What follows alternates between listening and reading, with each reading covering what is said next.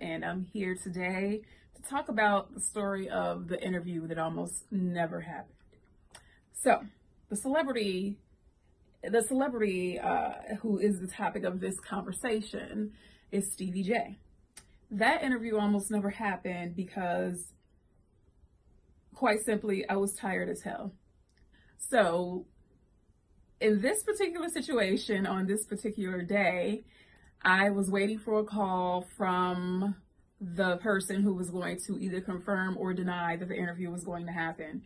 And I had been waiting all day, and I got the call around 11 o'clock that evening saying, okay, come on down, we're going to get the interview done.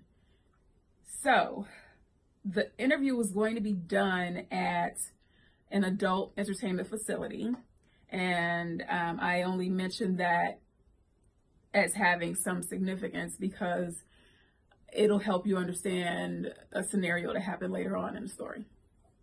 So anyhow, I get there around, 11:45, 12 o'clock, midnight. And I kind of expected him to be there around 1 o'clock. He was the host for the night. It was his birthday, I believe he was celebrating.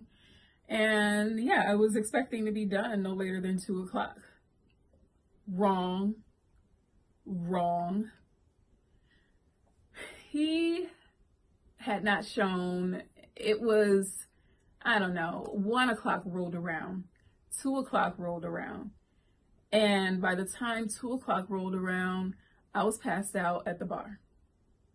I just couldn't stay awake any longer. It was dark in the club, at the club. It was warm because the women were warming up on the poles and warming up otherwise. And it was just the perfect scenario for me to, it was the perfect set of conditions for me to fall asleep. So I fell asleep. That wasn't the only embarrassing part though, because who falls asleep at a club? But the most embarrassing part of the whole night was that to wake me up, I guess, a few of the girls came over and danced around me and on me. And I know they do this for money and I wanted to tip them. God knows I wanted to give them money, but I came there with no cash. I only had my card and I wasn't going to the ATM because I wasn't going to pay the $4 convenience fee or whatever it was to get the money out. So, I enjoyed the dance, but I told the girls, quite frankly, I'm sorry, I don't have any cash. I wish I did, but I don't have anything to tip you with. And they were nice and gracious and understood, but they were just trying to wake me up. It worked. But I was still tired and still this close from getting up and walking out. By this time, more people have started to come into the club, but no Stevie J. So I guess he got there around 3 o'clock in the morning. And then, he had to do his thing, his hosting duties or whatever. He mingled with the crowd. They sang happy birthday to him.